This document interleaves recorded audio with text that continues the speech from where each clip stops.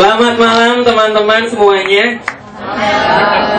Nama saya Raditya Dika dan saya hari ini akan mencoba untuk berbicara depan teman-teman kalian semua. Tadi Panji sempat cerita soal band-band. Kalau gue paling gak ngerti sama Smash, terus terang. Pertama kali gue ngelihat Smash, ada 7 orang laki-laki. Ya semi laki-laki ya, semi laki-laki. Dia nyanyi-nyanyi, kenapa hatiku cenat-cenut tiap ada kamu. Lo jangan-jangan hepatitis gitu gue pikirnya. Kenapa ginjalku berdarah, kenapa paru-paruku basah. Gue gak tahu kenapa. Dan yang paling gue sebelinnya, baju mereka tuh ada yang belahan dadanya sampai sini. Ada yang lihat video klipnya nggak? Kenapa hatiku cenat-cenut belahan dadanya sampai sini. Lo mau nyanyi apa menyusui, sebenarnya gue gak tahu. Kenapa hatiku banyak band Indonesia yang gue nggak ngerti. Nama bandnya juga udah aneh-aneh. Ada nama band Indonesia namanya Hijau Daun. Ada band jazz lain yang namanya Klorofil. Mungkin kalau mereka manggung satu panggung jadinya Oksigen. Biar mereka berfotosintesis.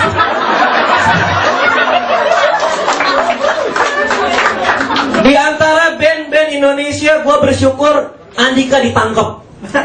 Gue bersyukur banget. Kenapa? Karena pas gue liat sidangnya, dia akhirnya potong rambut. Selama ini kalau gue lihat Andika, rambutnya kemana-mana kayak helm SNI, tau gak lo? Kalau orang mau ngajak ngobrol, ngetok dulu, assalamualaikum, kenapa? Andika ada, Andika! Sebentar ya. Andika di sini. Mau ngomong apa sama Andika? Bentar ya. Mau minta sumbangan Andika? Ada apa sama band-band di Indonesia? Semua di Indonesia tuh aneh. Iklan Indonesia aneh-aneh. Iklan sampo semuanya sama. Cewek cantik rambutnya panjang masuk kamar mandi, sampoan bahagia. Gue kalau di rumah sampoan gak pernah sebahagia itu gue. Gue kalau sampoan diem. Ada gue gedor-gedor, abang cepetan diam. Abang belum selesai. Bentar abang bilas dulu. Iklan sampo aneh semuanya. Yang paling aneh iklan sampo yang paling baru yang sekarang udah nggak ada, iklan Sunsilk. Gue bersyukur gara-gara iklan itu gue takut pakai sampo. Iklannya kayak gimana? Iklannya kayak gini. Cewek cantik masuk kamar mandi, taruh sampo di kepala, bahagia. Tiba-tiba dia ngetok pintu kamar mandi, tok, dia diam. Dia keluar kamar, dia buka pintu, gue yakin lo tau iklannya. Dia buka pintu, ada siapa di depannya? Ada Ariel Peter Pan. Tau gak gimana? Dia bilang ini, buka pintumu buat aku ya kan? Terus dikasih kalung. Gara-gara iklan itu, setiap kali gue di rumah sampoan pakai Sunsilk sendirian, ada yang ngetok pintu kamar, gue takut. Lagi sampoan pakai Sunsilk, tok, itu Andika bukan? Andika jangan masuk dulu, Andika. Buka pintu Andika, sabunin.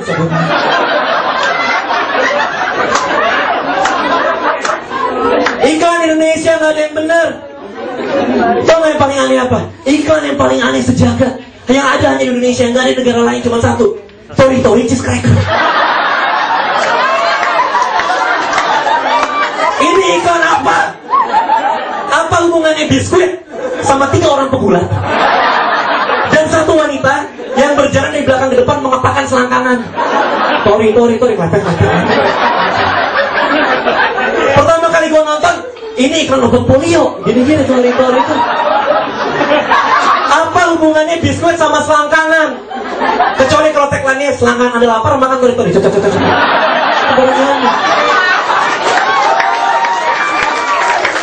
Apa hubungannya? Gak ada yang bener di Indonesia ini. Semua iklan aneh-aneh. Gue terus terang lagu-lagu Indonesia sekarang gue kurang suka. Gak ada yang bener. Gue nonton Dahsyat juga sama, jogetnya sama semua. Cuci, jemur. Cuci, jemur, keramas, setrika. Itu pembantu semua, jangan-jangan. Cuci, siram tanaman, cuci. Aneh banget. Gue mencoba untuk mencari artis-artis zaman dulu. Gue lihat di YouTube, dan sama anehnya ternyata. Gue nonton dulu pas zaman gue kecil, Bondan Prakoso. Dia nyanyi kan keren banget. Gue dulu suka banget sama Bondan Prakoso. Pakai jaket kulit, di depan tebing sama teman-temannya berjoget semua nyanyi. Si lumba-lumba, makan dulu, Tapi gue sadar, dia penyiksa binatang. Selama nyanyi ada lumba-lumba kelaparan di depan, kasihan. Yang paling aneh tau gak apa? Gue yakin ya, Susan itu psikopat. Gue yakin Susan itu psikopat. Tahu kenapa? Gue lihat video klipnya, videonya begini. Susan ditanya baik-baik sama Rian Ernest. Digendong. Digendong, ditanya sama Rian Ernest baik-baik. Susan, kalau gede mau jadi apa? Susan diam, matanya kosong dia. Kalau gede mau jadi apa? Susan diam, gitu sih jawab, suaranya parau. Aku kepengen jadi dokter biar bisa nyuntik orang lewat. Njus. Psikopat nih orang. Kebayang Susan beneran jadi dokter, ngumpet di semak-semak, bawa suntikan, mana orang lewat. Njus. Gak ada yang benar Indonesia. Gue kesel setengah mati. Sinetron laga Indosiar. Tiba-tiba siang-siang ada orang naik elang. Adegannya gimana? Ini gue yakin bener. Lo lihat, ini waktu itu gue lagi sakit di rumah, gue nonton adegannya kayak gini. Ada bapaknya lagi sakit. Anaknya datang. Kenapa bapak? Anakku bapak sakit. Iya, saya tahu bapak, soalnya bapak batuk. Setiap kali sinetron pasti ada yang batuk, dia sakit. Ya Pak, belikan bapak obat. Belikan bapak obat di mana? Di pasar. Baik, aku pergi. Dia keluar rumah, dia ngapain? Dia naik elang. Naik elang beli obat. Emangnya di pengkolan nggak ada ojek? Emangnya di pasar ada parkiran elang? Kagak ada. Ngapain? Banyak hal yang gue sebelin. Gue sebel sama sistem perpacaran Indonesia. Ada disparitas gender yang terjadi antara cowok sama cewek. Cowok harus selalu nembak duluan. Cewek kalau ditembak jawabannya sama. Datengin cowok. Lo mau gak? Apa? Mau gak jadian sama gue? Gue suka mau gak? Jawabannya sama. Pikir-pikir dulu ya. Berapa lama? 3 bulan. Mau ngapain pikir-pikir 3 bulan soal istiqarot tiap malam ngapain? Kalau udah jadian kita disiksa. Kalau udah jadian sama cewek, cewek akan memaksa kita untuk mengingat semua tanggal. Semua tanggal yang penting. Tanggal hari pertama kali main ke rumah, pertama kali nonton bareng, pertama kali jadian 3 bulanan, 3,5 bulan, 2 bulan, 3 hari, 6 minggu.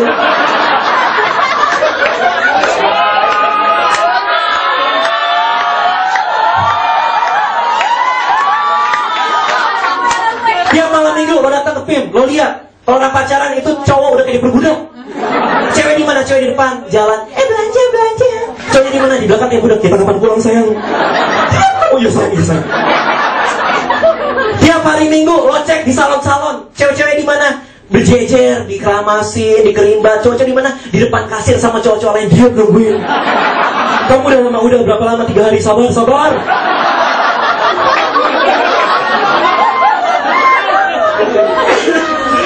Kita diperbudak sama cewek-cewek. Tapi kita nggak pernah bisa ngalah sama cewek. Tahu nggak kenapa? Karena cewek kalau sudah terdesak, mereka punya senjata yang mereka keluarkan. Senjata cuma satu. Iya betul, menangis. Gue kasih tau aja sekarang di sini, cowok nggak pernah ada yang tahan ngeliat cewek nangis. Bukan karena kita so gentleman, bukan karena kita baik hati, tapi cowok nggak ada yang tahan ngeliat cewek nangis. Karena cewek kalau nangis itu jelek. Nggak tahan. Lo lihat perubahan muka dasar dari cewek, biasa aja diam gitu. Dan menangis. Kalau cewek nangis, matanya jadi gede, hidungnya bongkak, lalu lihat cairan dari hidungnya. Dan mereka mencoba untuk berbicara.